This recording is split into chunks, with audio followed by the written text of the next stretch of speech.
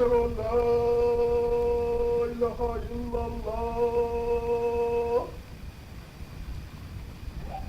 أشهد أن لا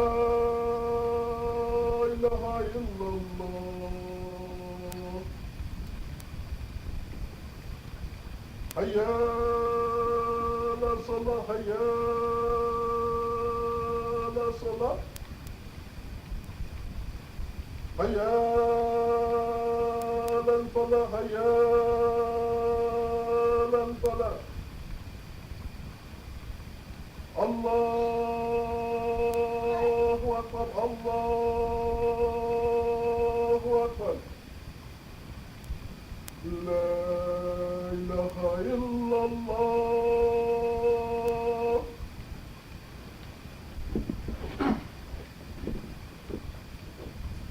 السلام عليكم ورحمة الله وبركاته. بسم الله الرحمن الرحيم. الحمد لله الذي هدانا للإيمان والإسلام. أشهد لا إله إلا الله وحده لا شريك له. أما بعد اتقوا الله حق تقاته ولا تموتن إلا وأنتم مسلمون. The subject of the khutbah today will center on one word used in the Quran. The word, well, this is al-Injil, but just Injil. This is presented to you with modesty. Take it for what it is worth. You get something out of it. Alhamdulillah.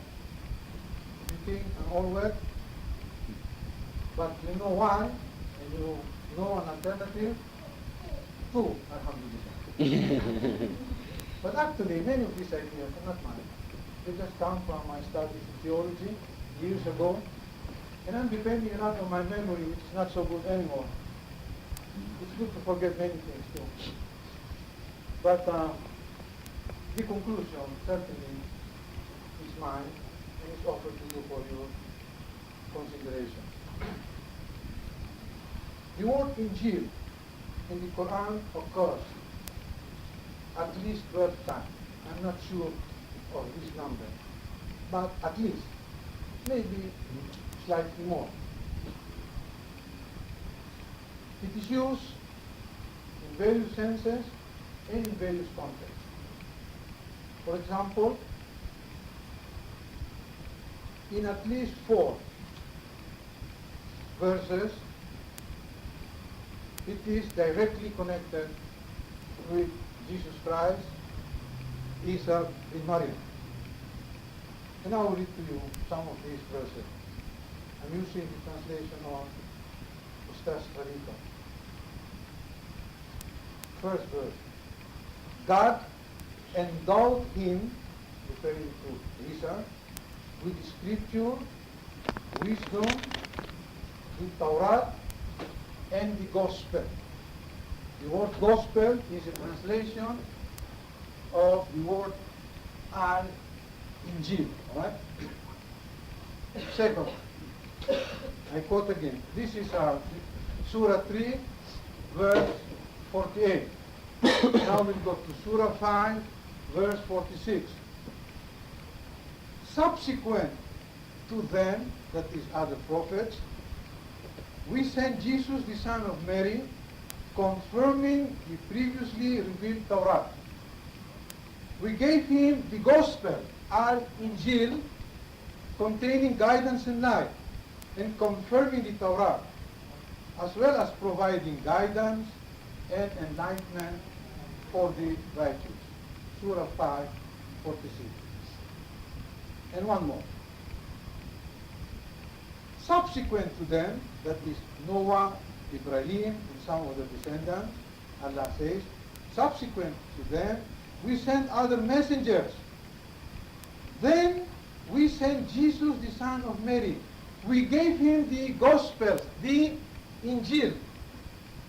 And we placed in the hearts of his followers kindness and mercy. Now there are about 4 or 5 of these, where Allah says, He gave Isa the Injil.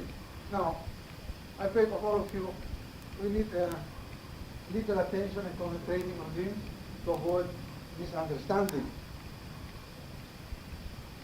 4 or 5 times, as I say, that we, or I, have given Jesus, son of Maryam, the Injil. And this is what we are going to do this afternoon, inshallah, to concentrate on the meaning of Injil. But I warn you now, there are other verses in the Quran which uses the word Injil in a slightly different sense. I'll give you 2. In Surah 5:47, Allah speaks of the people of the gospel. That's something else, right? The people of the gospel. This would refer, therefore, to the followers of Christ or to the Christians. Also, in Surah 7, verse 157, there is a suggestion of something being written in the Torah and in the Gospel. So this is what I'm begging all of you. While I am talking all the time of the 4 original verses or initial verses of something given to Isa, let us have in mind that the Quran speaks of a written gospel and also of people following the gospel. But for our present purposes, we are only going to concentrate on those 4 or 5 verses which says that Allah gave the Injil to Jesus. All right. You can see immediately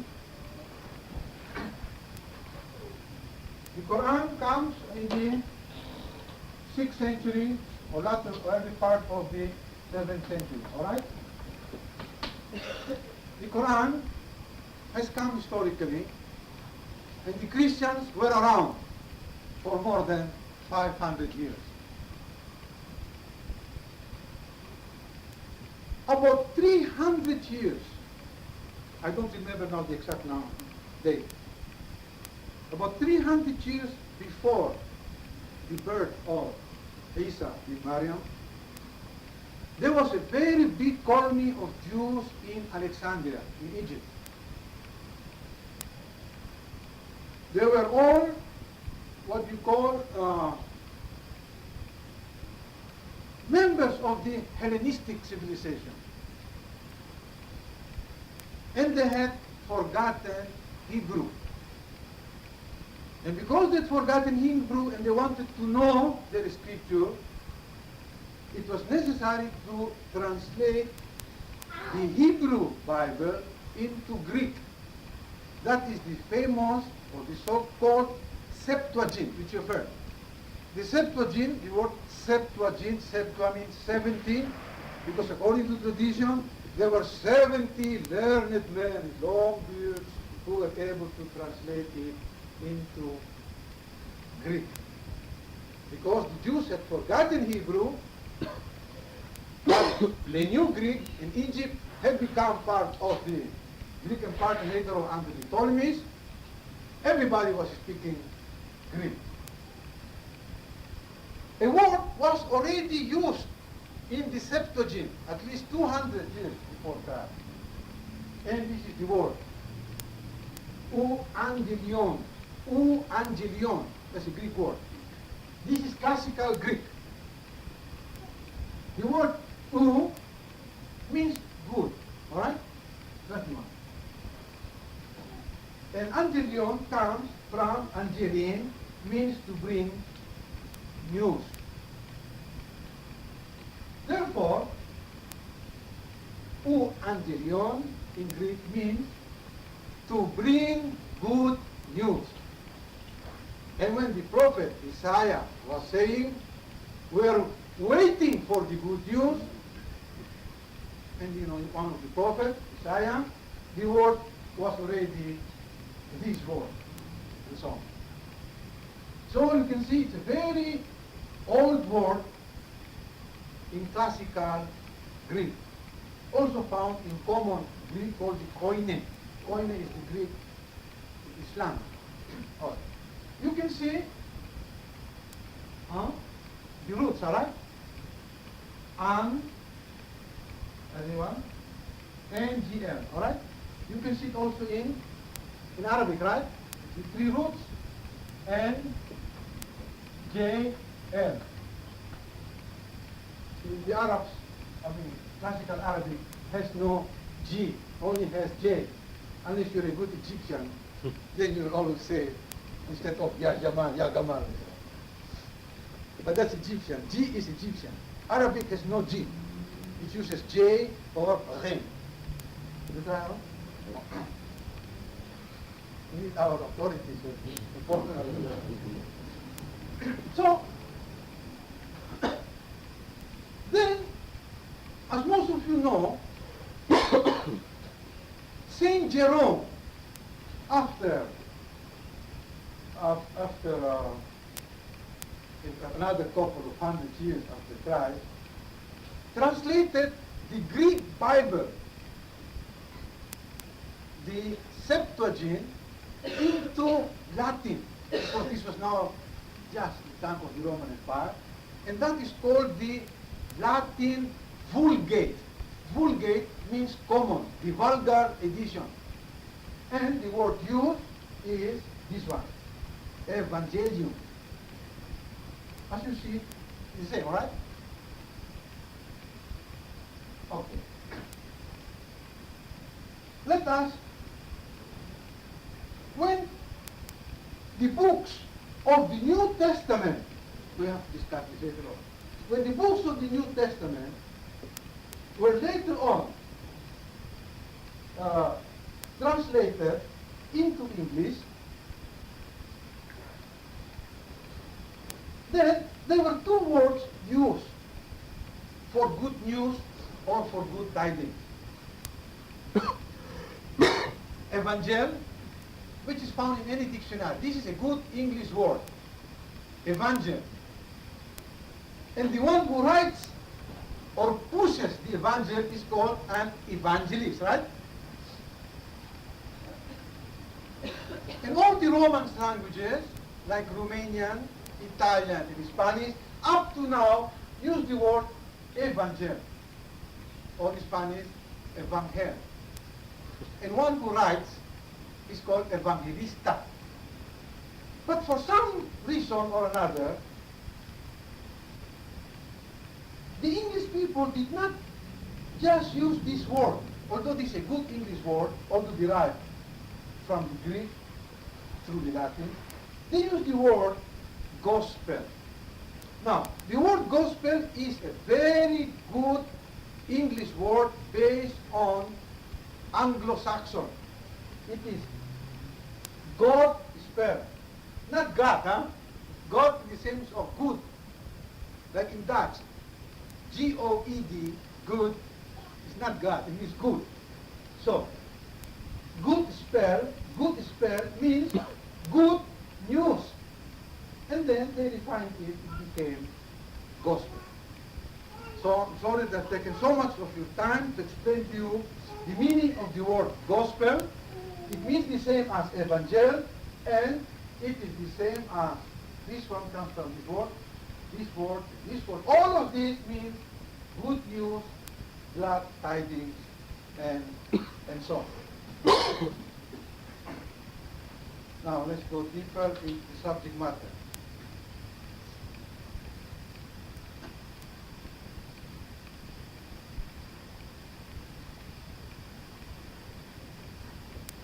After the death of Jesus Christ,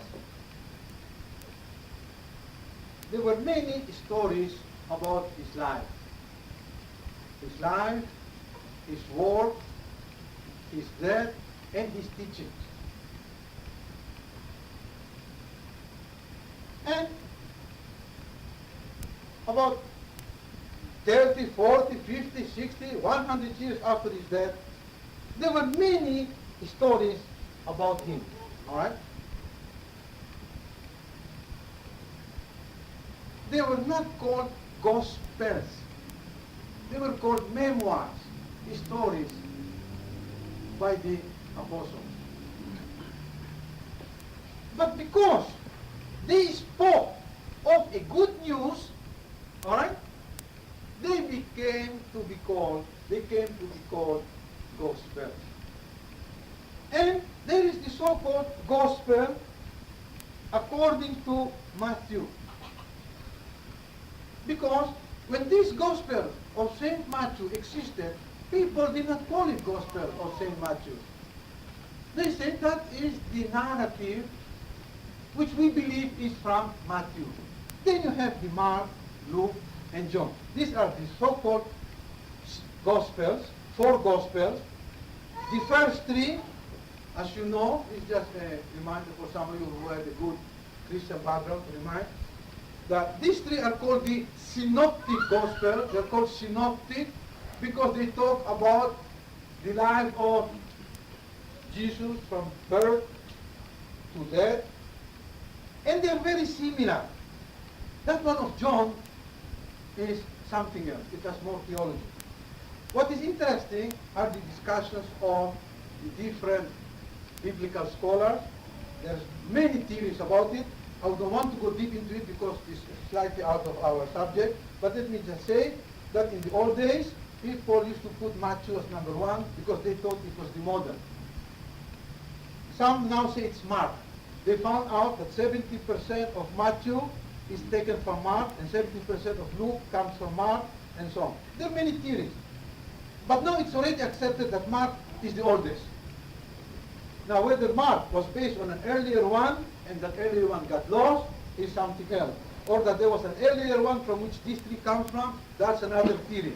It's very interesting theory. People, anyhow, it does not bother us which is the correct theory. All that is important for us to know now is that the earliest manuscripts of these 4 that we have today are all written in Greek with many Aramaic words. But sometimes the Aramaic word or Hebrew word is explained.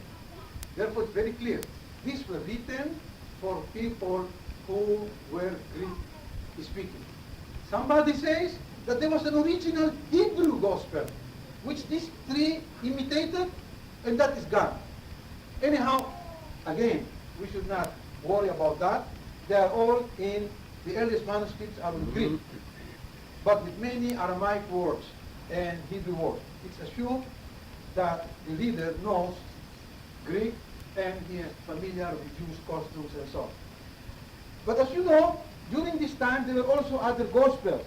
Now many of these stories in the Quran, that Jesus Christ as a little boy knew what was eaten by his friends. This is found in one of these, I forgot, but I remember it.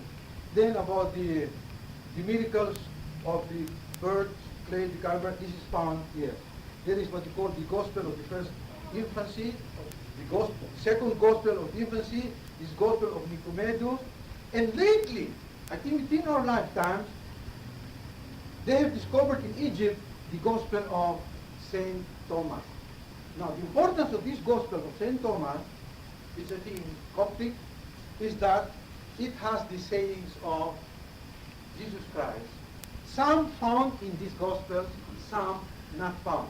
And many people say that that is the essential message of Jesus Christ, which thanks to the ancient Egyptians were able to be collected together. People are still going deep into this. But as time went on, by 100 years after Christ, this became, what you call this, canonical, accepted as good. And then this became forgotten. These were authoritative for many years. But people say, no, not so good as this. It was forgotten. It became called, they became called apocryphal. As you know, the word apocryphal means hidden. Not hidden, the people hid it, but hidden in the libraries, hidden in the archives, hidden from the sight of men because they just forget about it. So these ones are not considered canonical or accepted among the Protestants, Greek Orthodox, and the Catholics. But all of these 27 are considered canonical, and they're the ones that are being translated. Okay. The question now is this. What does the word Injil mean as used in the Quran? It is, as you can see, a word that is Arabized. Not only has it become Arabized, but it even has a very good Arabic plural, Najil. But Quran is the inheritor of the thinking of the past too, and all scholars say this Injil of the word 6th, 7th century is based on a word that is hundreds and hundreds of years older. Although there are some people, and I feel that it's fair to mention to you, say no, they are very rigid Arabs. They say Injil comes from Najala. The word Arabic Najala means to throw at something, to dig, to open a wound, to cross, to open a fissure. And I think the meaning of a spade also, and Jin, something like Arabic. I'm not aware of the word Najala. You made it up. It's one of these spades. So it's very, but it seems that these words, the root Najala from Old Arabic, is something else. I think it is generally considered that when Quran speaks of Injil, it is talking to people who are Christians. They understand what the word is. Naturally, at that time, there will be people who already know Latin and Greek. It has become part of the Greco-Roman Empire. The word gospel does not come here, and maybe late Middle Ages and so on.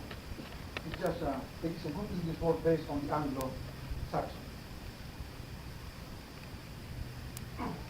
Incidentally, the Christians in Syria, I don't know about the Christians in Egypt because I don't know them well enough, but in Syria, they use the word good news, when they want to, they want to use the word good news, but they don't want to use the word, the Greek word or the Latin word. Although they use it sometimes. I know that the Christians use the word Injil, but when they want to use a typical Arab word, they use Bashirun. Bashirun means also good news. And Tabshir means to preach, or Tabshiri is one who preaches the good news. This is found in Syria. I don't know about Egypt. Also, Bashir means, Bashirun means good news. Yes. And to preach the good news is Tabshir or Tabshira, I forgot the word. Anyhow, but I know that the Protestants in Syria don't want to use the word Bashirun, because Bashirun is a good Arabic word. And you know, Bashir means one of these good news. They like this for historical purposes, etc. Now, the question is this. What does the word Injil mean in the first 4 or 5 verses that I quoted initially? I think, you don't have to accept this, but just think about it. That when the Quran says that God had given Isa the Injil, it only means to me this. He gave Isa a message. That's why Isa is a messenger. Alright? He could not have given Isa a book. You don't give a person a book where your birth is described and when you're dying is described, right? How can you give a book to someone telling him that he died on the cross or etc.? Okay? This is common sense to me. I don't think twice about it. You cannot give a person a book which describes his death. But you can give him a message which later on was written in a book. Okay? I don't know if this is acceptable to you. Because if we look at these 4 Gospels, it describes the birth, the life, the war, the death, but it also includes messages. A beautiful one, as you all know, is the Sermon of the Mount. I do not deny that there is a message in this written book. I'm only saying that this is one meaning of the word Injil, and this is another meaning of the word Injil. If you don't want to accept my thinking on the matter, let me quote a certain person by the name of Oscar Kuhlman. Oscar Kuhlman is a lecturer in the University of Sorbonne. He's a very eminent biblical scholar. This is what he says. It is only in the year 150 AD, right? It was only in the year 150 AD that the word evangelion was used in the sense of book. So, 150 years after the death of Christ, this word began to be used in the sense of book. Before that, it was not. And before this, before 150 AD, these were called memoirs, narratives, stories of the apostles. And thus you can see why they say the gospel according to Matthew. Because Matthew is trying to explain what was the good news. All right? John was trying to explain what was the good news. But the explanation of the good news is also a good news. You get it? Yeah. So now you can see. Good news number one, good news number two. Good news number two includes good news number one. The word Injil is used in two senses, and the Quran is very now clear, almost uncanny, when it speaks of that God gave Jesus a message, and it speaks of something that is written containing the message. Now this is more or less a linguistic analysis and so on. Now, I submit to you therefore that these Gospels in the second sense contain the sermons, the proverbs, the moral teachings of Christ. It's a message. It contains a message. And it's a message that Jesus was bringing to the Jews of his time as well as to Gentiles or the non-Jews. Again, if you people don't trust me, let me quote Byron, one of these fellows who produced these dictionaries. He says, and I quote, in the New Testament, he says, the Gospels do not talk of themselves. Now, this is very interesting, huh? In the New Testament, it says the Gospels do not talk of themselves. They contain the message of Jesus. So, number two is containing number one. But he says, the whole of the four books, he says, are not the actual messages. They contain the message. Now, this shows a difference between the so-called Injil or the Anajil in this sense with the Quran. The Quran talks of itself, right? As was pointed out that night, the Quran says, this is a book. Zalikal Kitab. This is a book. The Quran also talks about itself. There is no crookedness in this Quran. The Gospels do not talk of themselves. Number two does not talk of number two. Number two talks of number one. I hope I'm not too pedantic or pushing this so much and so on. And so, let me just mention that, let me conclude that I believe that when the Quran says Allah gave Isa a message, it means a good news, good tidings. But what we now have in history as something written is an attempt to write down this message. But Allah could not have given Jesus this because it talks about his death. Now the question is this. What is this message? Now we know enough about that. What is this message? What does the Quran say about it? And what do these Gospels later on say? What is this message?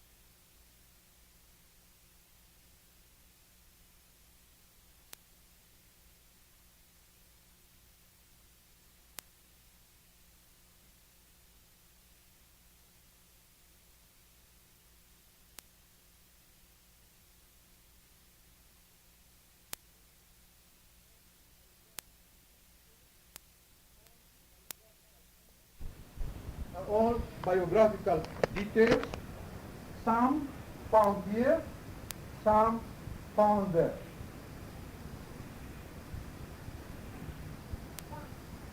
I will not go into this now. But regarding the message itself of Jesus, I'll try to enumerate some of them, arrange them for you, but not necessarily in the sequence of order, but just how they came to me when I was typing this, because I was very much in a hurry. But I will mention about 2 or 3. The first one, this message. According to the Quran, Jesus always says that there is one and only one God to whom all worship is due. And the Quran says, your Lord and my Lord, which means the same Lord.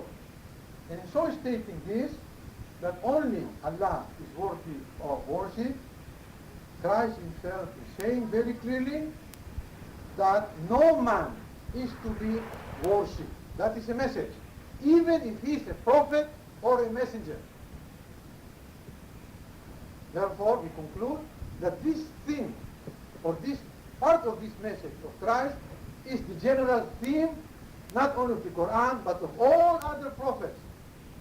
That the God of the people and the God of the prophets is one and only one God, which everybody must worship, and the people who preach this are only human beings. No one can be God except Allah himself. That is a fundamental message found in the Quran. It's also found here. The Gospels always speak about worshiping that there is one God and so on. Number 2, which similar to what we mentioned already, that number 1 shows that prophets have a certain function. And mention in particular that it is to confirm previous messages. This is found also here, where Christ says, I do not come to destroy the law, but to fulfill it. Same thing is found in Quran. And a very important message from the Quran. Jesus, son of Mary, emphasized individual responsibility along moral lines. He said that reward or punishment which is due to the action will be given to a person in accordance with his action. In brief, Jesus taught that there was a day of judgment. And this can be gathered from the following verses: Surah 3, 56, 57, Surah 4, 121, Surah 3, 350, Surah 3, 55 to 58. And thus, you can see when the story in the Quran where Jesus will say to Allah, don't blame me for what these people have done. I've only told them that I did. But they invented things about me, they invented things about others. But they are going to pay for their sin. But those who are righteous, those who are good, those who follow the teachings of the Prophet, those who worship Allah subhanahu wa ta'ala, these people will merit heaven. That is the theory of salvation. Jesus Christ is saying, there is heaven for good people. What can be better good news than that? Huh? Can you find better news than to say that a man who suffers tribulation but is firm in righteousness, he will be judged well and he will go to heaven. That is the essence of the so-called good news or good tidings and so on. And these are those who are righteous, they will deserve paradise. It is good news. أعوذ بالله من الشيطان الرجيم.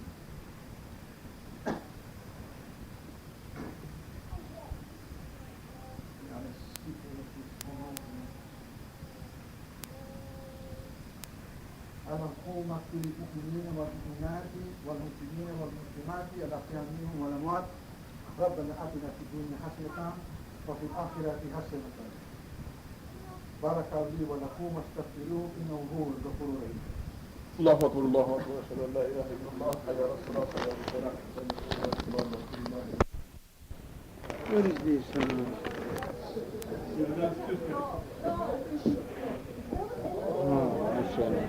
Angelos is messenger. Yeah. Angelos is messenger.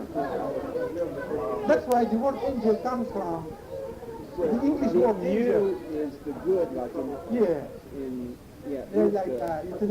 Euthanasia means if good girls get rid of her. is it Eugenics. Eugenics, yeah. Yeah, so on. And then the angel is the message. To bring a message. The word angel comes from that. The one who noticed it was, because angelos means a messenger. Because angels bring messenger. I didn't mention that anymore. But then what in Arabic it's a Malik, Yes, which is a power. Malek, or from Malaka, because they're forces. So it's a different concept, isn't it? Because in the messenger in the Arabic but is in a some Gabriel ways- and But still, which is not. but they bring their forces that represent messengers too. Because Gabriel brings messengers. But they're selective because Yeah. because they say the angels and Gabriel, so Yeah. they make a discrimination between A distinction, Gabriel yeah. distinction. Yeah. Put your dress down, Jamila. You don't want any flashers in this one. Thank you very much. 7 mark. Take 7. No, why not? Did you get it? Yeah. Was it clear? I liked it. It's a very, it was linguistic. No? Sometimes we understand a lot more by understanding what the word is, because we don't even really know the meaning of the words we use.